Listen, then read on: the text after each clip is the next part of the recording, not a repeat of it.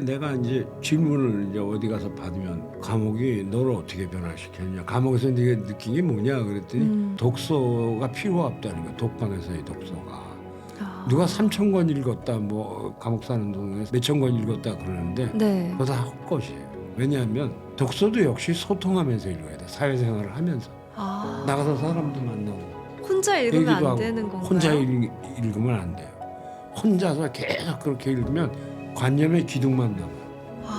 그 감옥 후유증이 뭐냐면 굉장히 깊은 관념주의자가 돼서 나올 수 있어요. 자기만의 세계에 빠져서. 그렇죠. 자, 오늘은 한국을 대표하는 소설가죠. 한국 문학의 거장 황석영 선생님 모셨습니다. 어서 오세요. 소장 황석영 인사합니다. 거장이 아니고 거장이라고 하니까 좀 어색해서. 아니 선생님, 네. 저는 진짜 이렇게 채널에 모시게 되어서 너무 영광으로 생각을 하고 있거든요. 아유, 뭐 저는 뭐 유튜브 여러 군데가 있잖아요. 네. 그 이혜성 아나의 그 평소에 무슨 다른 프로그램에서 봤던 인상이 있어서 제일 먼저 찍었습니다.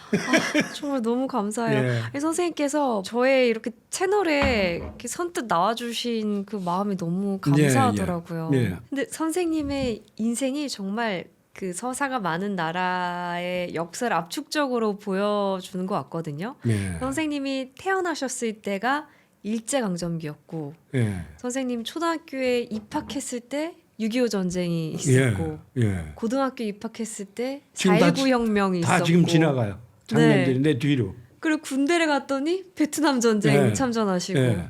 그 이 인생 자체가 한국의 근현대사 역사였던 거예요. 지 또래들이 다 그 세월을 겪었죠. 그런데 저는 더군다나 이제 더 많이 겪게 된 게 해방 때 만주 근처에 살다가 네. 또 고향으로 또 들어왔고 이북이니까 또 남으로 내려오고 뭐 그런 남보다 조금 더 겪은 게 있었을 뿐이지 대개 우리 세대들이 아마 그 비슷한 세월의 변화를 겪었죠.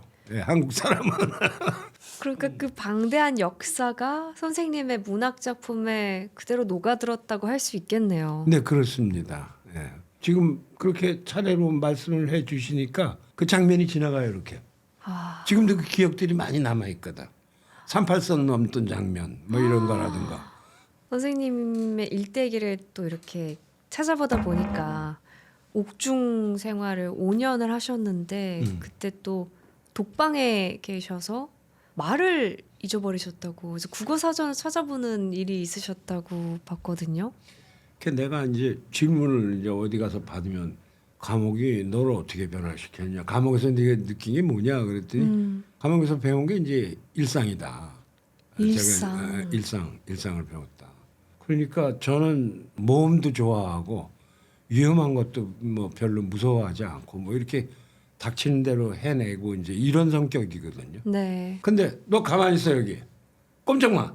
아무것도 하지 마. 그러고 있으면 미치는 거야. 그렇죠. 제일 힘든 일이에요, 그게. 그런데 그 안에서 그런 똑같은 일을 거듭하고 그러면서 앉아서 이렇게 있는 동안에 아, 이게 감옥이라는 게 일상을 재편성하는 과정이로구나. 그게 알았죠. 좀 상상이 안 돼요. 5년 동안 혼자 말할 사람도 없는 거잖아요. 독방에 그냥 독방이 그것도 0.8평에 1평이 안 돼. 이렇게 하면 닿아요. 와. 이렇게 하면 닿고 빛도 안 들어오고. 빛은 이렇게 길게 이렇게 쭉 돼 있잖아요. 네. 창문이 아크릴이나 이런 걸로 돼 있어. 유리로 하면 사고 나니까 또 깨트려서 뭐 어떻게 하고 네. 아크릴이나 비닐이나 이런 걸로 돼 있고 그 창 밑에가 화장실인데 화장실인지 반벽이 이렇게 돼 있어. 이렇게 드나들게 돼 있죠. 거기 화장실에 이렇게 앉으면 이 정도가 보여요. 그 안에서 밖에서 들여다볼 때 그 있느냐 없느냐가 보여야 되잖아요. 그리고 이제 이쪽 문 바로 옆에 이 정도 되는 책상 하나가 이렇게 문 옆에 있어가지고 거기다 의자 하나 놓고 그 밑에 바닥에 한 7, 80cm 뭐 이런 정도 되게 이제 스펀지로 된 매트리스 한 장이 있고 그 위에 이제 자는 거죠. 그럼 접어서 또 놓으면 구석에 그 책상 밑에 들어가니까. 그런 방이에요. 좀 미쳐버릴 것 같은데요. 한 달만 돼도. 그렇죠. 처음에는 굉장히 답답한데 습관이 됩니다. 그래서 거기서 5년 이제 하는데 처음에는 간수가 와서 들여다보고 말 한마디 하루에 한두 마디 해요. 한두 마디. 그리고 하루 종일 말 안 하니까 그게 말을 안 쓰면 잊어버리더라고. 사라져요. 말이. 안 쓰면. 그러니까 단어나 그런 게 생각이 안 나는 거예요. 제일 먼저 고유명사가 사라지고 사람 이름 같은 거 뭐 내가 읽었던 책 제목 이런 것들이 사라지는 거야. 재밌는 말이나 좋은 말 이런 것들은 뭐 물론 제일 먼저 사라지죠. 안 쓰니까 보통 때도. 그래가지고 큰일 났다고 생각해서 이제 사전을 들여다가 그걸 베끼고 뭐 이러면서 노트를 정리하고 이제 이런데 집필을 못하게 했으니까. 책도 한 권도 없는. 아 책은 볼 수 있어. 책은 내가 신청해서 볼 수가 있는데 그것도 물론 검열을 하죠. 뭐 하여튼 그렇게 해서 5년을 보냈는데 자꾸 말을 잃어버려서 그걸 하다가 나중에 알았어요. 이게 독서가 필요가 없다는 거야. 독방에서의 독서가. 누가 3,000권 읽었다 뭐 감옥 사는 동안에 몇천 권 읽었다 그러는데 네. 그거 다 헛것이에요. 왜냐하면 독서도 역시 소통하면서 읽어야 돼. 사회생활을 하면서. 나가서 사람도 만나고 혼자 읽으면 얘기도 안 하고. 되는 건가요? 혼자 읽으면 안 돼요. 혼자서 계속 그렇게 읽으면 관념의 기둥만 남아요. 그 감옥 후유증이 뭐냐면 굉장히 깊은 관념주의자가 돼서 나올 수 있어요. 자기만의 세계에 빠져서. 그렇죠. 그래서 뭐 신비주의라든가 뭐 되게 무슨 사상가 비슷하게 돼서 나온다고 되게 감옥에 오래 사는 사람들이 굉장히 건강한 케이스는 외국어를 습득하는 게 제일 건강하다고 저는 생각해요.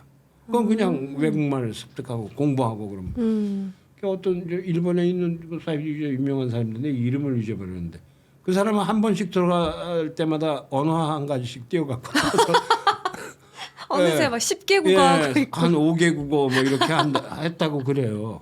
공부를 했다고 그래. 그런 경우는 굉장히 나는 그 유용하다고 봅니다. 그것도 근데 소통하는 기술이니까요. 예, 네. 그래서 이제 내가 신청을 했어요. 근데 야 나 추력을 해주라. 그러니까 사상범은 추력이 안 돼요. 다른 사람들 접근 못 하니까. 그러면 어떻게 하냐? 그럼 밭을 좀 주라. 밭을 땅을. 내가 거기다가 이렇게 상추도 심고 뭐도 심고 할 테니까 혼자서 못 하니까 네. 나하고 뒷바라지를 해주는 소지라고 옛날 일본 말이에요. 소지 청소하는 젊은이 20대 대개 절도범들이 그 소재를 합니다. 그러니까 이제 그 중에 한 명을 나한테 꼭 붙여줘요. 나 혼자 있으니까 감시도 감시원. 할겸. 네. 그래갖고 뭐 밥도 갖다 주고 뭐 이렇게 하는 걸 걔가 하거든요. 그 친구랑 내가 밖에 나가서 농사를 지을 수 있는 땅을 좀 달라. 그래서 그거를 소장하고 단판을 지어갖고 따냈어요. 그래서 나가서 그 밭에서 하게 되면 거기 출력 나온 사람들이 많잖아요. 네. 그게 어울리게 돼. 친구를 덕분에만 만드신 있지 않고. 거네요. 네? 친구를 만드신 네, 거네요. 그러니까 걔네들하고 어울리게 돼요. 이렇게. 각 방마다 그 밭을 조금씩 해서 교대로 하면서 지들이 길러서 먹거든. 왜냐하면 충분치 않으니까 그때 당시에 급식이 그것도 교화의 한 방법이에요. 그래서 하여튼 그 과정에서 자꾸 하루 종일 뭐 사람과 섞여서 말하니까 네. 입이 터지더라고. 그 이제 그 전에 내가 느낀 거는 혼자서 오랫동안 있으면 지가 이제 스스로 얘기를 하게 돼. 혼자 소리를. 혼잣말. 네, 혼잣말. 지가 방구 뿡 끼고도 아이 구려 새끼야. 자기가 그러는 거야. 그래갖고 황세경 A, 황세경 B를 하나 만들어요. 자기가. 아니 아니 누가 시킨 것도 아니고 은연중에 얘기하다 보면 그렇게 됐어. 그래갖고 야, 방 너무 지저분하다. 야, 인간적으로 오늘 청소 좀 해야겠다. 그러는 거야 B한테. 스스로한테. 그럼 청소 또 하는 거야. 그러면서 중얼중얼 해요. 그 왜 시골에서 오래 살고 이렇게 자식들하고 떨어져서 사는 할머니 할아버지들이 그 집 앞에 서성거리고 왔다 갔다 하면서 혼자만 하는 거 많이 봐요. 그 사실 그냥 나오는 거거든.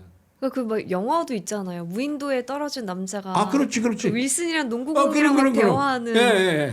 그 영화 굉장히 내가 공감했어요. 공감하면서 보셨구나. 예. 그 윌슨. 맞아요. 윌슨을 만들어요 그 안에서도. 그래서 독서를 혼자서 이렇게 하는 게 아니라는 걸 알았고. 저도 오늘 처음 알았네요. 독서는 혼자만 계속하면 안 된다는 거. 안 그래도 된다고. 위험해질 수도 있는 거잖아요. 그렇죠.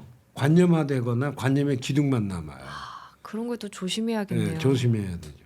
근데 이 독서라는 게 멸종하는 취미라고 할 만큼 사람들이 책을 잘 안 읽다 보니까 점점 뭔가 소수 사람들이 누리는 그런 전유물이 되어가는 느낌이잖아요. 그래요. 그러니까 잘 아시겠지만 발터 베냐민이라고 그러는 지난 시대에 독일 평론가가 있잖아요. 네. 발터 베냐민이 소설, 문학 이쪽에 위기를 얘기할 때 뭐라 그랬냐면 옛날에 얘기라는 거는 공연의 형태로 즉석에서 소통과 더불어 이어졌기 때문에 이게 이제 연희의 형태였다면 옛날에 이야기가 이게 이제 소설로 넘어오면 고독한 개인이 혼자서 숨어서 쓰잖아요 이거를. 그리고 그걸 향유하고 그거를 느끼고 그걸 향유하는 그쪽도 고독한 독자가 또 혼자 앉아서 그 책을 읽잖아요. 네. 그래서 그런 말하자면 현장에서의 즉석에서의 소통이라든가 그런 연희성이 빠졌기 때문에 그것 자체가 그 출발 자체가 소설 문학의 위기다. 이런 형식 자체가 위기인 것이다. 이렇게 얘기를 했어요. 그런데 소설이나 문학이 위기가 아니었던 시대가 없습니다. 늘 위기였군요. 늘 위기였어요. 그러면서 이렇게 아니 굉장히 사라질 것 같은데 안 사라지네 그러면서 가는 거예요 지금. 예. 그런데 저는 뭐 늘 얘기했지만 서사는 인간의 운명이고 숙명이고 사라지지 않아요. 왜 그러냐면 그 증거로 내가 늘 얘기하는 아주 비근한 예가 너 꿈꾸잖아. 꿈에 밤에 자면 현실에서 겪었던 거를 네가 재편성하고 스토리를 네가 만들어서 화면으로 네 머릿속에서 네가 제작하잖아. 그래서 너한테 불편한 뭐 그런 얘기는 네가 쓱 돌려서 이렇게 상징화하기도 하고 그래서 다른 모습으로 보여주잖아. 네가 보고. 그러니까 지 자신도 잘 모르게 네가 만들어가지고 옛날에는 해몽하는 현자한테 또는 노인한테 찾아가서 물어보고 이 꿈이 무슨 뜻입니까? 물어볼 정도로 네가 그렇게 어렵게 꾸며놓기도 하잖아. 그러니까 죽을 때까지 계속 그런 스토리를 만들고 있잖아요. 날마다. 예. 그러니까 서사는 영원한 거죠. 그런데 그것이 미디어의 변화 때문에 어떤 모습을 타고 전달하고 서로 소통하게 될지 그거는 우리가 모르죠. 그 지금도 많이 미디어의 변화가 있잖아요. 뭐 영화도 있고 뭐 여러 가지가 이제 나오는데 네. 그런데 언제까지 종이책이 돼서 책으로만 만들어서 이렇게 읽게 될지 하는 거는 좀 위태로워 보이는데 하는 생각이 들 때가 많죠 요새. 예, 왜냐하면 바로 몇 년 전, 한 10년 전에 비해서 도서출판 시장이 10분의 1로 줄어들었으니까. 네. 그러니까 그런 염려가 있기는 한데 그러나 경험자들이 다 얘기하는 바에 의하면 네. 이를테면 인공지능이나 챗 GPT를 활용하게 된다 할지라도 그것을 활용하는 인간 주체인 인간이 주체가 자기 콘텐츠를 쌓아가지 않으면 인공지능을 제대로 활용할 수 없다 하는 건 지금 자명하거든요. 그러니까 그것을 자기 콘텐츠를 충족시키는 행위로서의 일차적 독서, 그 독서 능력 이거는 계속 키워야 된다. 그리고 요새 그 컴퓨터 시대가 될수록 계속 그 각 나라가 걱정하고 있는 게 독해력의 저하 문제예요. 맞아요. 독해력이 자꾸 네. 떨어지는 거. 그 독해력 없으면 인공지능 제 GPT를 활용할 수가 없어요. 맞아요. 네. 그러면 그것을 활용하고 그런 쪽은 굉장히 그 엘리트화되고 그러면서 계속 10% 뭐 1% 이렇게 좁혀져 갈 거야. 그러면 그 수많은 사람들은 거기서부터 소외돼서 말하자면 그 격차가 더 굉장히 심해질 거고 또 일자리 자체도 그렇고 사라질 거고 그러면서 이제 사회 체제가 어떻게 될 것인가 하는 데 대한 두려움과 염려가 있는 게 사실이에요. 맞아요. 그래서 가능한 부분과 그렇지 않은 부분 희망과 절망이 같이 교차하고 있죠. 그런 그 문명적 전환기에 우리가 있어요. 그러니까 지금 이것을 어떻게 하느냐 하는 건 세계를 보는 또 다른 문화적 입장이에요. 근데 여기 또 다른 문화적 입장을 우리가 잘 알고 있어야 돼요. 네. 독서의 깊이가 점점 얕아지고 있거나 아니면 어떤 허세 문화가 되어가고 있는 이 현상에 대해서 사람들이 우려를 하잖아요. 예. 근데 그때 선생님이 디올백보다 낫잖아라고 하셨거든요. 그게 너무 재밌더라고요. 글쎄, 고전을 뭐 읽은 척 한다든가 뭐 그걸로 뭐 이렇게 한다고 이게 뭐 허세다 내는 거야. 디올보다 그 독서 책 읽었다고 좀 그러는 허세가 훨씬 나은 거지. 센스 있는 답변이셨던 것 같아요. 예. 그러니까 독서라는 게 뭐 대단한 취지에서 시작한다기보다는 그냥 좀 있어 보이고 싶은 마음에서 시작할 수 있는 거잖아요. 당연하죠. 당연하죠. 그거 왜 나빠?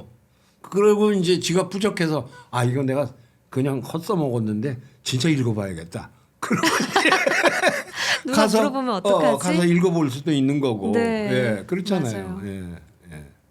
저 근데 선생님을 수능 기출문제, 수능 모의고사 기출문제 이런 데서 뵙다가 실제로 뵙게 되니까 너무 신기하더라고요. 예. 선생님의 한시 연대기 이런 게 네. 국어 언어 영역 문제로 나오고 그랬었단 말이에요. 근데 선생님의 작품들이 항상 그렇게 시험의 단골 소재가 됐던 이유 중에 하나가 선생님의 작품들이 시대 정신을 담은 작품들이 많기 때문이라고 생각을 하거든요. 예. 근데 그런 것들이 소설가로서 어떤 사회적 책임이라고 생각을 하시나요? 이제 그런 거죠. 그러니까 자기가 사랑하는 지금, 오늘, 지금 현재를 굉장히 중요시하는 거죠.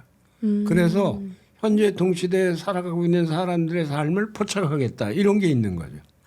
예, 그러니까 모든 작가의 꿈은 리얼리스트가 되는 겁니다. 그거 재밌잖아요. 무슨 포스트 모던 무슨 뭐 그런 문학 경향들이 쫙 있잖아요. 네. 그러나 작가는 우선 자기가 리얼리스트라고 생각을 해요. 그렇게 주장을 하고 카프카도 그 굉장히 최현실주의이기도 하고 실존주의적이기도 네. 하고 그렇잖아요.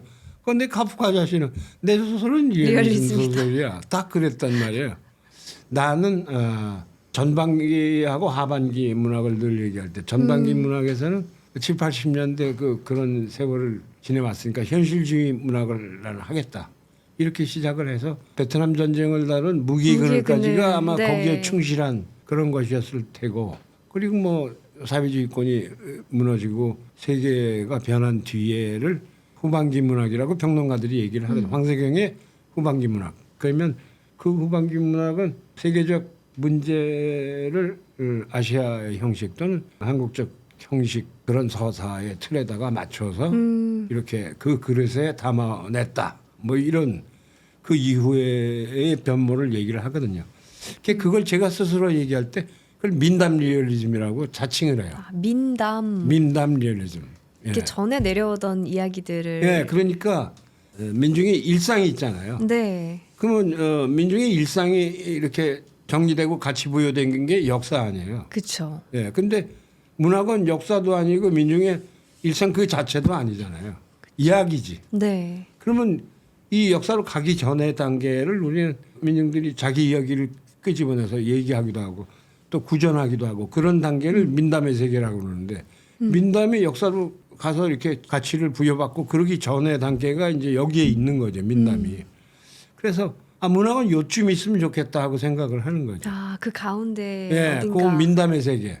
예, 그 민담의 세계, 민담의 정신이나 그런 형식이나 이런 걸 내가 문학적으로 수용하고 활용하겠다 하는 태도죠. 그러니까 서구식 또는 그들이 얘기했던 리얼리즘하고 훨씬 더 폭이 넓고 왜 그러냐면 민담이라는 게 뭐 가끔 후라이도 때리고 과장도 하고 잘난 척하기도 하고 뭐 실제로 일어나지 않는 일을 꿈 얘기를 거기다 집어넣기도 하고 뭐 이렇게 할 수 있는 거니까 그래서 민담 리얼리즘이라고 이제 구분했죠. 서구식 엄정한 의미에서의 서구식 리얼리즘 뭐 이런 데서 그러니까 후반기에 오면서 그렇게 돼서 지금 이제 할매니 그 전에 철도원 3대니 하는 게 굉장히 그런 그 현실주의적 내용 뭐 이런 데서 출발을 하고 있지만 어떻게 보면 뭐 꿈 같기도 하고 어떻게 보면 옛날 얘기 같기도 하고 네. 뭐 이런 것들이 같이 이렇게 같은 요소로 있는 거죠. 선생님께서 그 우리나라 문학을 세계에 알린 1세대 작가시잖아요. 이 K 콘텐츠가 지금처럼 이렇게 인기가 많아지게 된 것도 그런 민담의 힘이라고 할 수 있을까요? 제 생각에는 우리가 가진 콘텐츠 그 자체가 굉장히 매력적으로 이렇게 저기하게 된 거는 갖고 있는 어떤 유니크한 특성, 중국하고도 다르고 일본하고도 다르고 뭐 물론 동아시아에서뿐만 아니라 세계로 놓고 볼 때도 네. 다르고 특히 문학은 지난 20년 동안에 서구 문단을 깜짝 놀라게 했죠. 그러니까요. 네. 왜냐하면 쥐가 짐작하던 문학의 세계하고 다르고 굉장히 힘이 있고 너무 다양해서 그 조그만 나라에 어떻게 이렇게 작가들이 더 다른 생각들을 가지고 서로 다른 얘기들을 이렇게 많이 할 수 있는 건지. 대단하죠. 예. 네. 제가 좀 기억나는 게 한 10여 년 전에 르몽드인가 피가로인가 뭐 하여튼 나이 좀 든 여성 기자가 왔는데 네 한국 문학은 어떤 특성을 가졌냐. 그렇게 물어보는데 어려운데요? 그래서 아니 글쎄 그거를 너한테 한마디로. 얘기하려면 하루 온종일 걸릴 텐데 그걸 어떻게 다 얘기하냐. 그러니까요. 뭔가 그냥 한 단어로. 내가 딱 네가 알아듣기 쉽게 얘기하려면 우리 문학은 마치 유럽으로 치면 20세기 초반에 아이리시 문학 같은 거다. 아이리시 문화. 그 20세기 초반에 거기에 유럽에 속해 있으면서도 아닌 어떤 강력한 지방성을 갖고 있고 맞아요. 그러면서 거기도 내전을 겪었잖아요. 네, 명국으로부터 억압을 오래 받았고 그러나 아이리시로서의 지방적 어떤 민족적 특성이나 이런 것들이 강렬한데 굉장히 유럽의 보편적인 그런 정서로 볼 때 감동을 주고 특히 20세기 초반에 아이리시 문학이 그런 그 힘과 특성이 있거든요. 그래서 그걸 얘기하니까 금방 짐작을 하더라고. 그렇겠다. 이렇게 더 이제 깊이 있게 얘기를 하면은 내가 대개 80년대에 가서야 세계하고 만나는데 처음에 내가 오해 겐사부로 선배가 나보다 8년 위에요. 그는 2차 대전 때 10대 소년이었고 나는 그때 태어났잖아요. 근데 날 만나자마자 나는 그 서사가 많은 나라에 태어난 황석영 작가가 부럽다. 이렇게 얘기를 시작했어. 서사가 많은 나라. 얘 태어난 작가 황석영이가 부럽다. 근데 처음에는 좀 기분이 안 좋았어. 그러니까 우리가 서사가 많으니까 뉘에 비해서 굉장히 위험하기도 하고 평탄하지 못했고 불복이 많고 난리난 그런 나라에 태어났다는 소리냐. 그래서 얘기거리가 많아서 너는 좋겠다 이런 얘기냐. 그리고 이제 기분 나쁘게 생각했는데 이 양반이 그래. 그러면서 자기는 자기 아이가 장애아로 태어났어요. 그러니까 지능이 한 3, 4세 정도 되는 그 아무리 커도 어린애와 같은 그 아이를 키우면서 두 부부가 가졌던 그런 긴장감 내지 여러 가지 심리적 고생이 있었겠죠. 그 과정이 자기를 작가로 만들었다. 이렇게 얘기를 하는 거예요. 그래서 그것도 굉장히 감동적이잖아요. 그러네요. 네, 그래서 네. 그때 알아들었어. 처음에 얘기했던 서사가 많은 나라의 작가. 이런 의미를 그때 알아들었어. 감사합니다. 고맙습니다. 이렇게 얘기를 했고 그다음에 이제 오랜 뒤에 르클레이지오하고 이제 나보다 그 친구가 4살 위에요. 이제 처음에 만나서 얘기를 하다가 똑같이 나는 서사가 많은 나라에서 태어난 네가 MBU 이렇게 하면서 얘기를 하는 거야. 그래서 그때는 내가 그 뜻을 알고 있으니까 그래서 나는 너의 자유가 부럽다. 우리는 아직도 어떤 소설을 써야 되고 어떤 소설은 써지 말아야 되는지가 아직도 내면 속에 있는 그런 환경이 있는데 넌 무엇을 쓰든지 네 맘대로 아니냐. 우리는 역사라는 말하자면 그 시어머니가 또는 그 엄처가 뒤에서 이렇게 탁 누르고 노려보고 지켜보는 게 있단 말이야. 네. 넌 그냥 무엇을 하든지 그러니까 꼭 그렇지는 않대. 자기네도 그렇대. 하여튼 그렇지만 서사가 많은 나라. 바로 지금 그 얘기를 하려고 이 네. 긴 얘기를 한 겁니다. 그 서사가 많은 나라의 콘텐츠들이 밖에 나가서 지금 휩쓸고 있는 거예요.